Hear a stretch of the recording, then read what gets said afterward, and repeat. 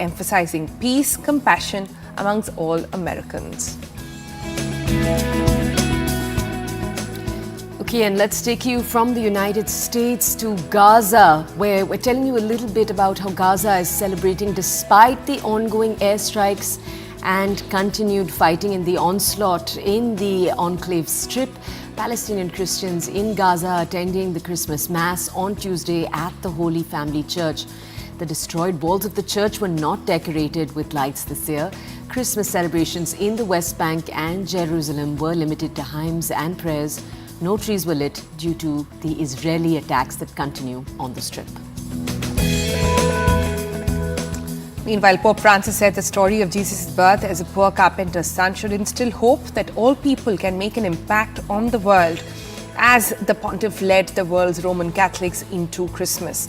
Now, Francis, celebrating the 12th Christmas of his pontificate, presided on a solemn Christmas Eve Mass in St. Peter's Basilica and opened the 2025 Catholic Holy Year, which the Vatican expects will bring some 32 million tourists to Rome next year. And we'll take you now to Paris, where the Notre Dame Cathedral in Paris hosted its first Christmas since it reopened. Remember, this is 5.5 years after those heartbreaking scenes of a catastrophic fire destroying the historic landmark, decimating its famous spire and its roof. Remember, it's been reconstructed now in a different design that allows a lot more light. And what we can see on our screens right now is the traditional midnight mass presided over by the Archbishop of Paris. That was also celebrated.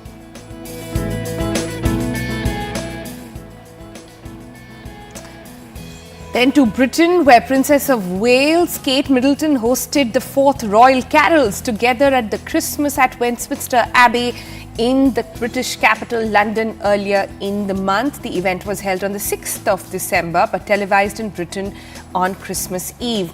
Princess Kate was joined by husband Prince William and other members of the royal family at the service. The service is said to be an opportunity to reflect upon the importance of love and empathy.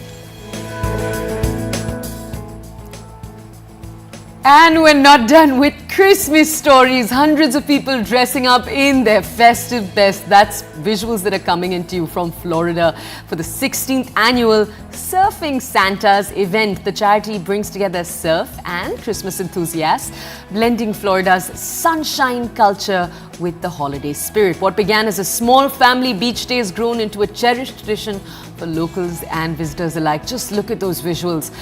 This year's event has attracted nearly 13,000 people worldwide, not actually at the event, but via a live Facebook stream. It raised over $100,000 for 2 charities, Grind for Life and the Florida Surf Museum.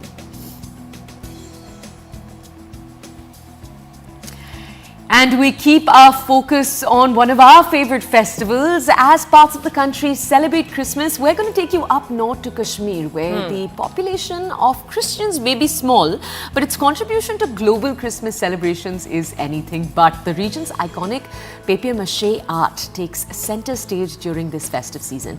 Intricate decorations crafted for markets across the entire world. Papier-mâché, I don't know if you guys know, it's a very intricate sort of a pottery almost done, or art pieces that are made using paper, not concrete. It's great for the environment as well. A lot of recycling happens there as well. But here's more about how these artisans are spreading the holiday cheer, even globally. Ishan Bani caught up with them.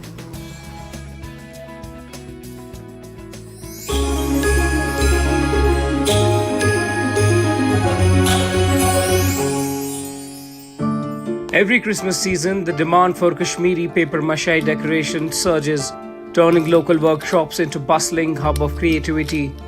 Bells and stars, center figurines, Christmas balls. Artisans meticulously handcraft each piece, combining heritage with festive charm. These vibrant, eco-friendly decorations are not just popular in India, but are also sought after in markets across Europe, the United States and the Gulf. ये order यूरोपीय मुल्क से आते हैं. अब Dubai से, अरब मुल्कों से भी आना शुरू हो गई, क्योंकि उनको अपना डिज़ाइन है, वो कैमल डिज़ाइन. अरब मुल्कों को कैमल डिज़ाइन जाता है और फॉरेन यूरोपीय मुल्कों को अपना डिज़ाइन होता है, क्रिसमस वोसमस, बाले बेल्स। क्रिसमस के बाद फेयर लगता है, उस फेयर में ये लोग ऑर्डर लेते हैं, तो ये ऑर्डर सितंबर में कंप्लीट होना चाहिए ताकि वो वहाँ पहुँचेंगे, डिस्प्ले करेंगे दिसंबर में अपने शोरूम पर। Paper mache, meaning chewed paper in French, has deep roots in Kashmir's cultural history. The process involves transforming raw paper pulp into durable, intricately designed ornaments painted entirely by hand. For artisans, the season is a financial lifeline, with Christmas orders providing a significant boost to their earnings.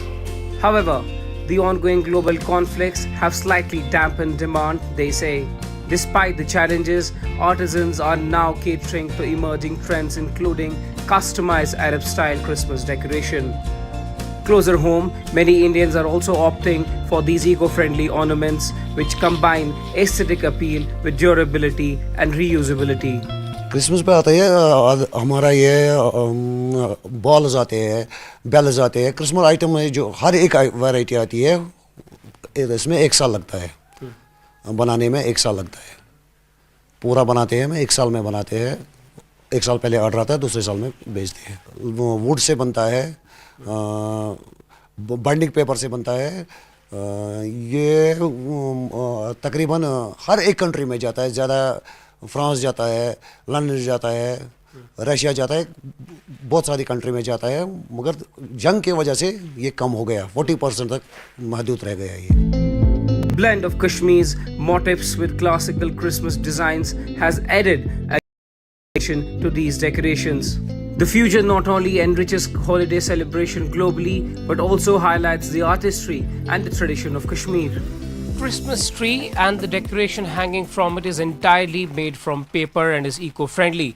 And on the eve of Christmas and New Year, several orders have been placed by the global market, and these orders will soon be dispatched and sent to several European countries and also Gulf nations, where these balls and decorative items like the Santa and other items are generally used during the Christmas are in demand. And now Kashmir is trying to fulfill those demands by dispatching Kashmir art products like these. I'll ask my VJ to show you that these balls and hangings including bells will soon be possibly in one of your Christmas decorations. And this is not only in India that these orders will be sent, but it will also be sent to the global market. So there is every possibility these colorful and beautiful decorative items could be at your home on this Christmas Eve. With Bashir Lone, Ishan Mani for CNN News 18.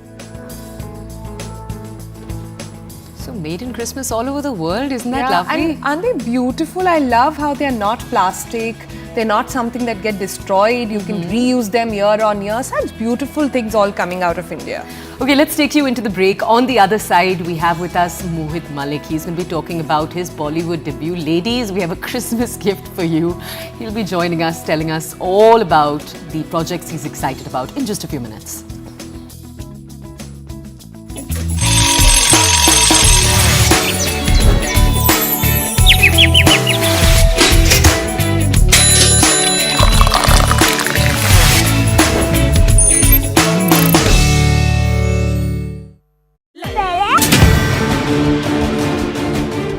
دولا لرغبة أهل الشام في دفع الذرائع التي يتذرع بها المجتمع الدولي وعلى رأسه أمريكا وروسيا في قصفهم وتشريدهم لعامة المسلمين في الشام بحجة استهداف جبهة النصرة التابعة لتنظيم قاعدة الجهاد.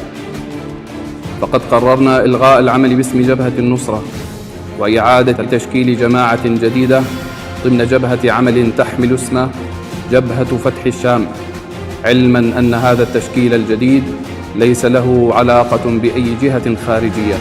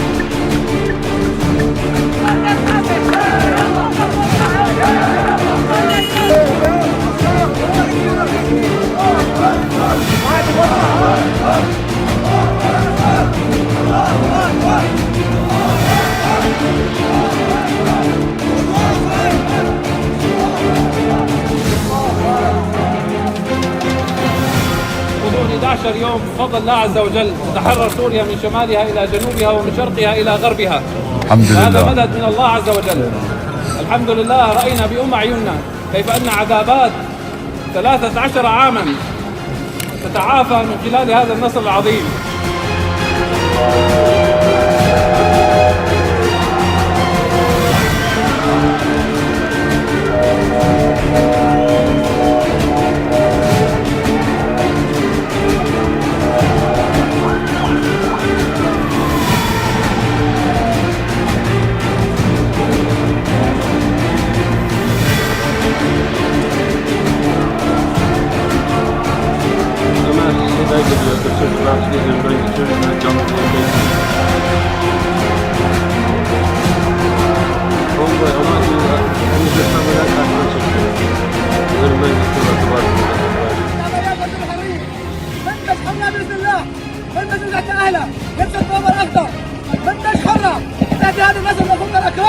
والعرب والتركمان تكبير.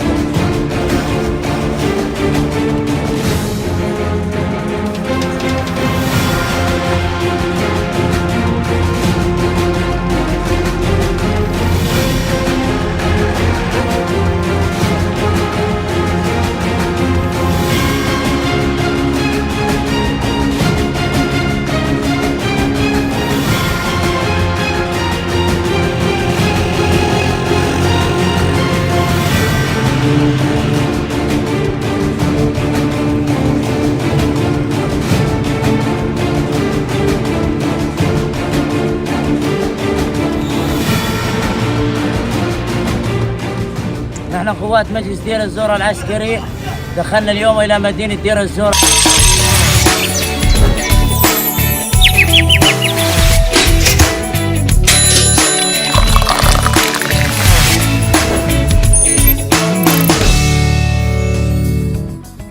Welcome back to the Breakfast Club, Christmas edition, and we're taking you now to a special guest. Our person of interest today is someone who you might already have heard of through TV shows. He's waiting for the arrival of a film, Azad. We're joined by none other than Mohit Malik, already a well-known star on TV, now set to conquer the big screen. Now, he's known for his magnetic performance, his fitness as well. So Mohit is here with us this morning to discuss about his Bollywood debut, his unique approach to staying confident, and also the adoration that he's been receiving from all his fans. Good morning. Thank you so much for joining us. Firstly, congratulations on your Bollywood debut. Santa has brought in that for you this year. Tell us more about Azad. How does it feel to be transitioning actually from TV to the big screen? First part of the question. The transition has been not easy, I think, as for most of the actors. The reason being because when you do so much amount of television and so much, I mean, I haven't done so much amount of television, but I've spent a lot of years. However, I never wanted, my ideal goal was not to, when I entered the industry in 2006, when I started acting, I didn't have this goal to actually go and do film straight away, and because I wanted to earn money and, you know, run my house. And it just happened gradually that that I started feeling that I want to switch the platform or maybe take a step up. And that was very recent, in fact, 2016 or 17, when I really thought about it and gravely, and I thought that that this is the time that I should move up and do whatever I'm doing in television. I should do on a better platform where people can see your work, who needs to see your work. So that was the thing. Tell us a little bit about, Mohit, that journey towards self-confidence, because for so many actors, the need to believe in themselves is almost the first step before getting any of the big roles. Honestly, Toya, affirmation, ye sab hota hai. I don't know how it helps. I have tried doing that, but it might help. It might help. People should do it. But for me, honestly, what has helped, and what I would like to tell my younger self is that, do the work. Do the work. I mean, just go ahead and do the work. Whatever scares you, just go and do it.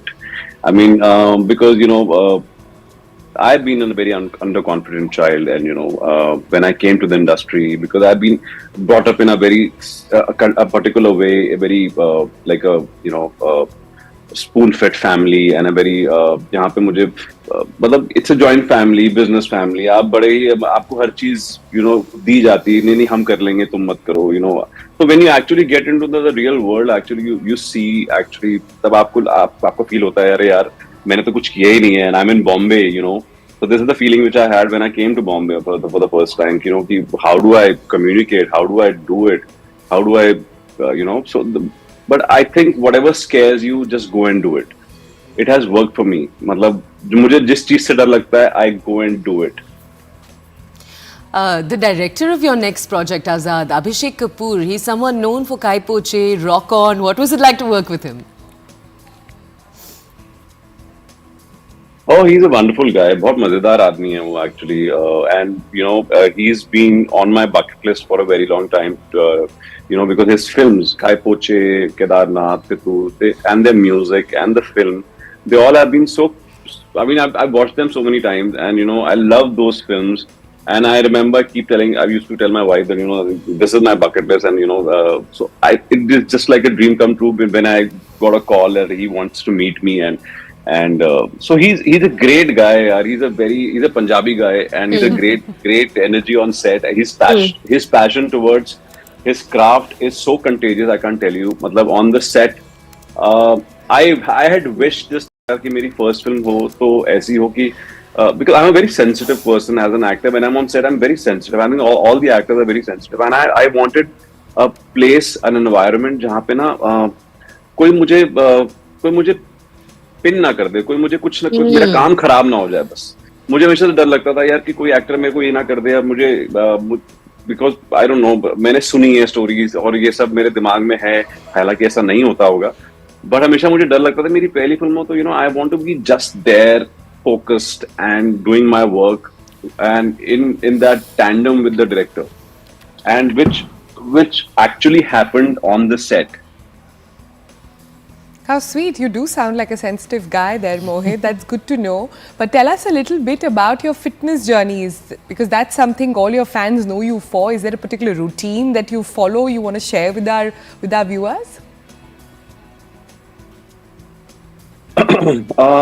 I think I mean I am somebody who likes to be fit, and for that, whatever, I mean I'm disciplined in life. I'm more than disciplined. I'm very consistent with what I do, and it's not about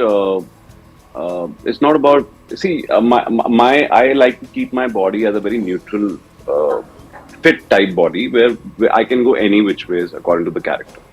So I don't want to bulk up with something like, and I आप bulk up होके घूम रहे हो, and you call your, but वो भी है, मतलब people there are different kind of people, and I am not judging them. There are people जो अपनी body बनाते हैं और वो फिर भी acting अच्छा करते हैं, ऐसा नहीं है. But there are people who say, "अरे यार सिर्फ body बना रहा है, acting नहीं कर रहा." ऐसा, it's like judging them, यार. I think, you know, because everybody has their own conditioning, you know, and और आजकल क्या हो गया ना, आजकल वैसे भी ऐसा हो गया कि कास्टिंग वाले जो देखते भी आपको उस हिसाब से कि आप कितना कैरेक्टर से नजदीक हो. So, you know, where they are not giving you a chance to actually, in the beginning, I'm saying, when you're not known, you know, when you're not a star, or they will see you as close to the character. So if you're really neutral, I mean, अब मुझे अगर कोई उनको कोई body builder चाहिए और मुझे चाहिए, चलो ठीक है, I can still go there. If they want somebody who's very lanky, you know, so they will look for somebody lanky.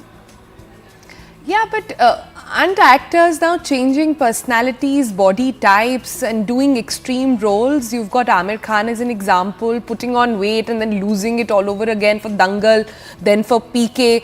Is that something that you would perhaps also look at?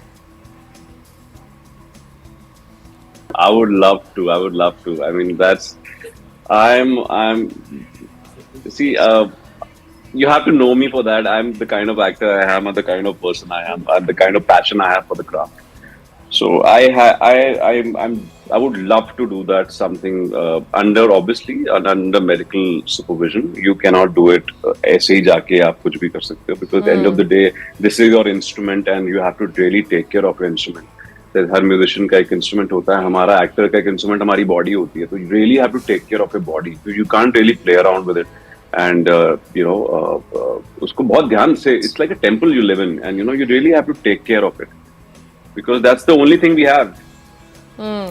So we'll shift focus a little bit. Tell us, how do you react to being a heartthrob for so many women? And is it sometimes difficult, maybe for your spouse, for your family? It's very difficult. Honestly, it's very difficult. But I think Aditi is somebody who really understands me, and the amount of the kind of bond we share is. I mean, I'm very lucky. I'm very grateful that to have her in my life and next to me. And yeah, you're right that you get that kind of attention, but you really have to draw a line. Then you really have to be in control of yourself. And that's what really works.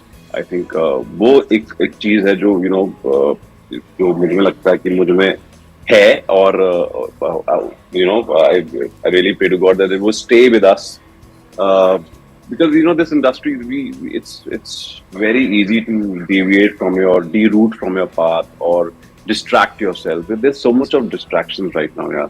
You know, so I think it's a job in itself to be sane right now, and to be consistent with your work, and to be committed. Okay, Mohit, we spoke about your fans, but is there anybody in Bollywood or Hollywood that you have a fan crush over? And since this is the Breakfast Club, if you had to go sit down, have breakfast with anybody in Bollywood or Hollywood, personality, dead or alive, we're leaving the options open for you, who would it be and why? I like Anna de Armas. She's so pretty. I have this huge crush on her. Hollywood, if I talk about Hollywood, and in Bollywood, I think Tripti is really pretty. And अगर मुझे अब काम की बातें करनी है, acting की बातें करनी है, तो फहद फाजिल.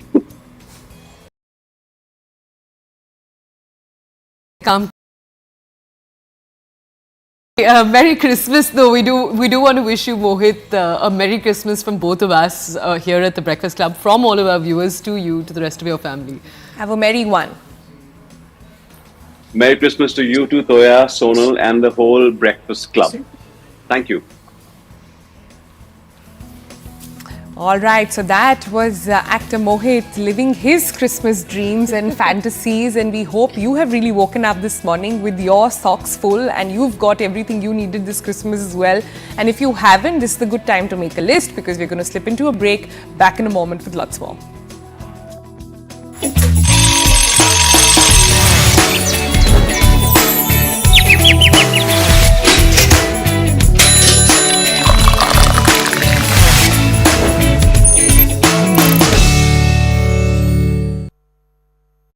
بابا. دولا لرغبة أهل الشام في دفع الذرائع التي يتذرع بها المجتمع الدولي وعلى رأسه أمريكا وروسيا في قصفهم وتشريدهم لعامة المسلمين في الشام بحجة استهداف جبهة النصرة التابعة لتنظيم قاعدة الجهاد. فقد قررنا إلغاء العمل باسم جبهة النصرة وإعادة تشكيل جماعة جديدة ضمن جبهة عمل تحمل اسم جبهة فتح الشام، علما أن هذا التشكيل الجديد ليس له علاقة بأي جهة خارجية.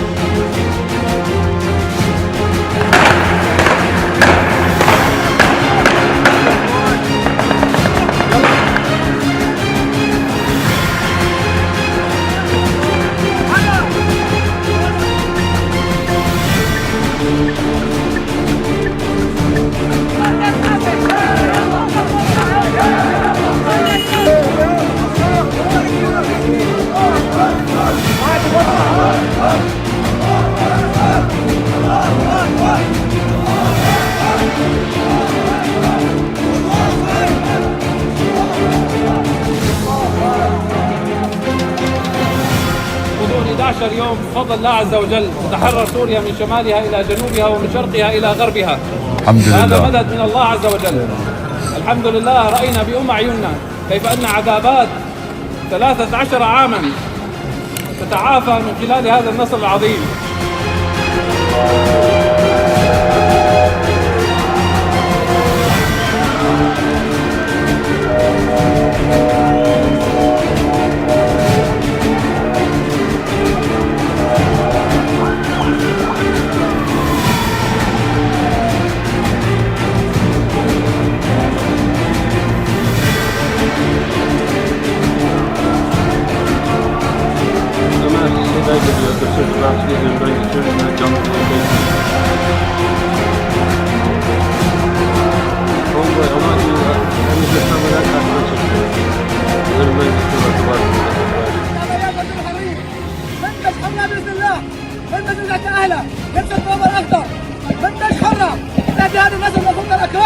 والعرب والتركمان تكبير.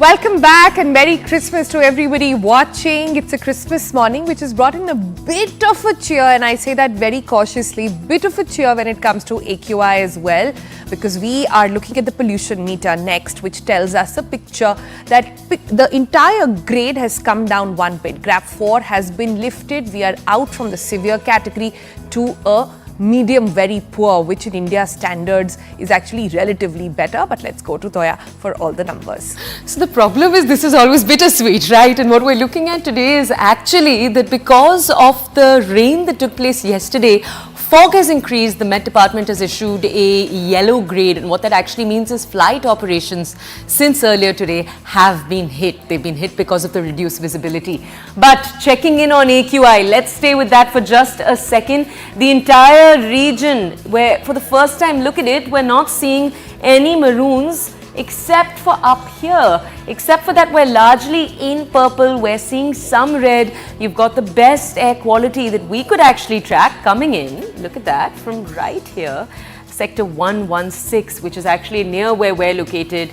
You've got 141 coming in. This is being updated live, so you'll actually see as I'm talking, sometimes the numbers do change. But you've got purple coming in from most of Delhi, as you can see over here, which means, as Sonal was saying earlier, very unhealthy, but not the worst. We've seen much, much worse in all of these areas over the last few months. And we'll just check and see. We've brought you the picture in Noida, where it's actually better than it is in Delhi. And you've got the same state of happenings happening in Gurgaon. That's usually actually the case. It's usually Delhi where the pollution is particularly bad. In Gurgaon, you've got 175 coming in. So mirroring, as you can see over here, Noida. So Noida, Gurgaon, the two arms of the Delhi NCR region, seeing better air quality. And in Delhi largely, you've got still the very unhealthy, and now of course you're going to have fog popping into the picture, perhaps making things a little worse. But we'll keep a track on that right here on the show. Back to you, Sonal. Yeah, with the fog, at least the wind movement is likely to clear that out. So we'll see how that goes. With that, a quick programming note over there. India, it's that time of the year again. And it is the time for Indian of the Year awards. They are back. This is your chance to celebrate the visionaries and icons making India proud, from trailblazing business leaders to inspiring youth icons, entertainers, sports legends and change makers. These incredible individuals have left their mark, inspiring millions worldwide. You can show your support by voting for your favorite Indian, the person you believe deserves this title, at www.indianoftheyear.com. Together, let's honor India's pride, the world's inspiration. RP Sanjeev Goenka Group presents CNN News 18, Indian of the Year 2024. All right, with that, we are drawing our Christmas special show to an end. We hope you enjoyed all the recipes. We clearly enjoyed making them and then eating them as well.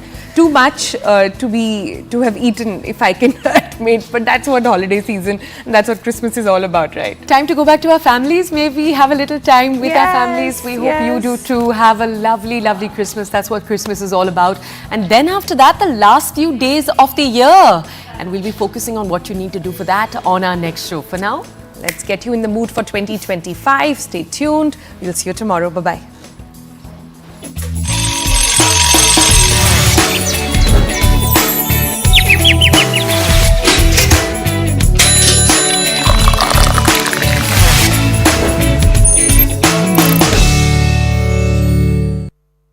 Baba. دولا لرغبة أهل الشام في دفع الذرائع التي يتذرع بها المجتمع الدولي وعلى رأسه أمريكا وروسيا في قصفهم وتشريدهم لعامة المسلمين في الشام بحجة استهداف جبهة النصرة التابعة لتنظيم قاعدة الجهاد. فقد قررنا إلغاء العمل باسم جبهة النصرة وإعادة تشكيل جماعة جديدة ضمن جبهة عمل تحمل اسم جبهة فتح الشام، علما أن هذا التشكيل الجديد ليس له علاقة بأي جهة خارجية.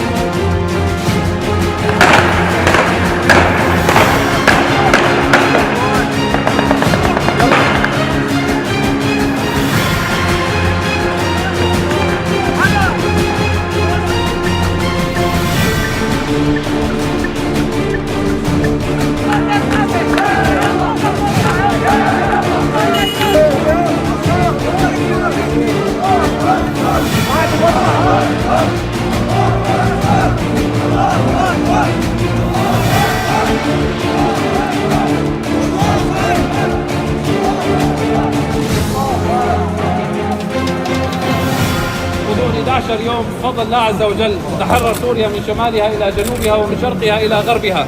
الحمد لله. هذا مدد من الله عز وجل. الحمد لله رأينا بأم أعيننا كيف أن عذابات 13 عاما تتعافى من خلال هذا النصر العظيم.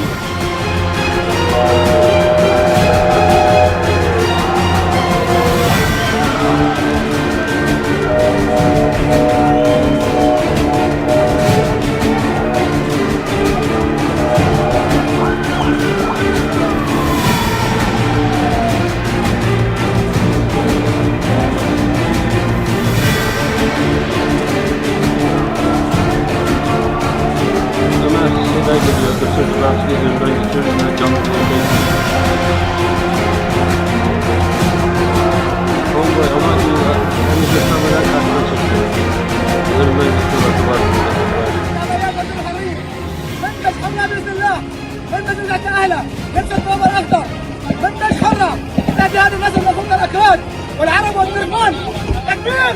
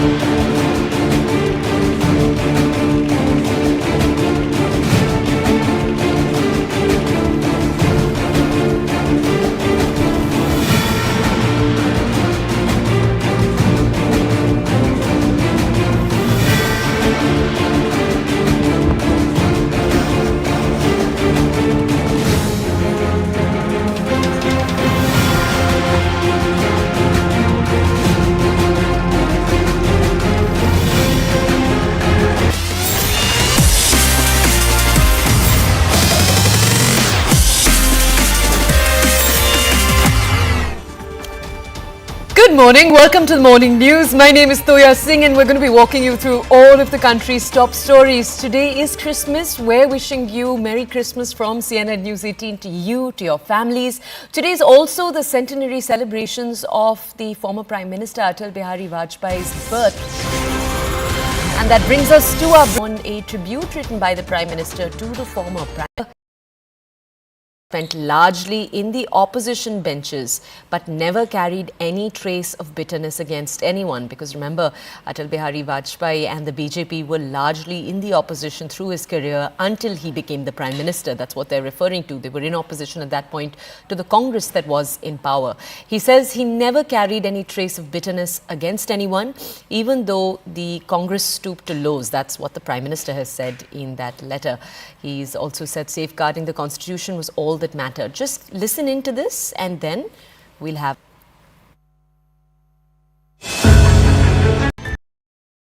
स्मृतियां आंखों के सामने उभर करके आती हैं। अटल जी की जयंती के उपलक्ष्य में आज देश गुड गवर्नेंस डे, सुशासन दिवस के रूप में मना रहा है। गुड गवर्नेंस का मतलब होता है जब शासन के केंद्र में सत्ता भाव नहीं, सेवा भाव हो। जब साफ नियत से संवेदनशीलता के साथ नीतियों का निर्माण हो, हर हकदार को बिना किसी भेदभाव के उसका पूरा हक मिले। गुड गवर्नेंस का यही सिद्धांत आज हमारी सरकार की पहचान बन गई। हम अपना दायित्व निभाएं, अपने लक्ष्यों को प्राप्त करें, यही सुशासन और यही आज का दिवस अटल जी को। All right, let's go over to our colleague Payal to understand some of the themes of the editorial that the Prime Minister has written in ode to the former Prime Minister. Payal, if you could tell us a little bit about the time in history in which Prime Minister Atal Bihari Vajpayee assumed office. It was a time that had quite a bit of political instability, a lot of transitions taking place. Just give us the context, because the Prime Minister has referred to him as the architect of India's transition into the 21st century. What does he mean? Well, of course, it was a very, very difficult time. Like you said, politically, there was a lot of transition which was taking place, very unstable, political scenario in the country. But Atal Bihari Vajpayee stood tall. Even though he wasn't the Prime Minister for a very, very long time, but he in fact left his mark, not just as a politician, but also the way he conducted himself as a global leader as well. He was always said to be somebody who would take everybody along. He was somebody who would, take all factions along. Foreign policy, something which of course is very definitive of the Atal Bihari Vajpayee regime, especially with the kind of rub-ins that we had with neighboring nations like Pakistan. His presiding over the entire matter like statesman is remembered for a very, very long time now. And the Prime Minister, of course, Narendra Modi today, leading the tributes that are being paid to Atal Bihari Vajpayee. It's his 100th birth anniversary. It is going to be celebrated in a big, big way across the entire country by the BJP. They sought out plans for the entire nation. And, it was this Modi government which actually brought in the celebration of this day as a good governance day, because that is exactly what Mr. Vajpayee stood for. So every year, the BJP holds programs. The Prime Minister himself will be, paying tribute at the Sadaiv Atal style in a short while from now. After which, of course, he'll be heading to Madhya Pradesh to launch a series of projects there as well. To tell you essentially that, governance was the key that Atal Bihari Vajpayee stood for, and governance is the key that, Narendra Modi's government is also going to be remembered for. Can you also touch on, Payal, because this is a theme that we'll be discussing through the day today, Atal Bihari Vajpayee's excellent relationship with the opposition at the time. He's someone who thought good relationships was perhaps the most important thing as a statesman. Can you tell us a little bit about how he maintained that? Well, Atal Bihari Vajpayee was not just a great politician or a great statesman like we remember, but he was also a great conversationalist. So obviously, his poems also come to the fore when he said कि छोटे मन से कोई बड़ा नहीं होता और टूटे मन से कोई खड़ा नहीं होता, which means that, you can't be a divided house and still be prospering as well. So his conversation, his ability to strike a rapport with the opposition parties actually made it much, much more easier than what the political scenario at this point in time really was. And even now, even till date, when the politicians of that time, when they speak up in the Lok Sabha and the Rajya Sabha, they miss the leadership of the likes of Atal Bihari Vajpayee, Sushma Swaraj, Arun Jaitley amongst the others as well, especially Atal Bihari Vajpayee, because those were difficult times. Like I said, we had a run-in with Pakistan. The Kargil war was also, ensuing as well. But Atal Bihari Vajpayee was able to take everybody on board, was able to take everybody. The years after, create a sense of stability. What were the keys to him being able to do that? I think a couple of important points, and while he's obviously not openly talking about opposition in his obit on a day like today, it's an important messaging also to the opposition parties. One is the kind of political stability that he was able to provide in terms of governance. He also calls him the architect of the present NDA, which means coalition of coming together of people with different points of view, and there was no tug of war. And thereby he was able to provide and take people along. And, is this a kind of a veiled attempt at the India bloc, which is being tom-tommed as a kind of a revival story? He says that, you run a coalition government does not necessarily mean that political stability doesn't come. And that is where Vajpayee's contribution really is to the fact that he created the NDA, but he also ensured that this was a coalition which took the country forward and not backward in terms of economic as well as political stability. It's a very key point.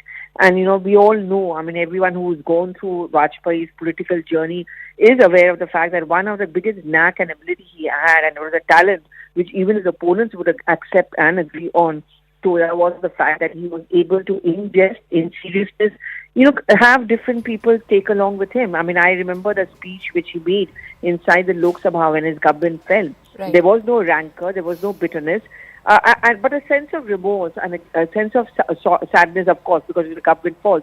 Again, Prime Minister Modi has made a reference to that as far as his openness is concerned. So these are the key takeaways: political stability, economic governance, several flagship programs,